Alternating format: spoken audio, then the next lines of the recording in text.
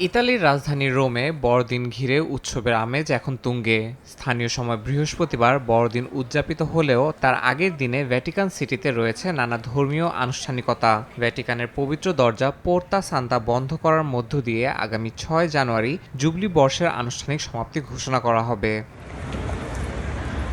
এই উপলক্ষে রোম জুড়ে নেওয়া হয়েছে ব্যাপক প্রস্তুতি। শহরের প্রধান সড়ক, ঐতিহাসিক স্থাপনা ও জনসমাগমপূর্ণ এলাকা সাজানো হয়েছে দৃষ্টিনন্দন আলোকসজ্জায়। শুধু সরকারি স্থাপনায় নয়, বড়দিনকে স্বাগত জানাতে ব্যক্তিগত উদ্যোগেও ঝলমলে আলোয় সেজেছে চারপাশ। Vabbè, questo è un periodo molto importante. আমাদের জন্য এই দিনটি সবচেয়ে গুরুত্বপূর্ণ। এ সময় আমরা চেষ্টা করি পরিবারের সঙ্গে সময় কাটানোর। শেষ কয়েকদিন নানা উপহার সামগ্রী কেনাকাটায় ব্যস্ত ছিলাম। যেহেতু বিভিন্ন পণ্যে ছাড় চলছিল, তাই কিছু টাকা সাশ্রয় হয়েছে। পরিবারের সঙ্গে খাওয়া দাওয়া, হাসি ঠাট্টায় কেটে যায় আমাদের এই প্রধান ধর্মীয় উৎসব। Avere un po' di soldi.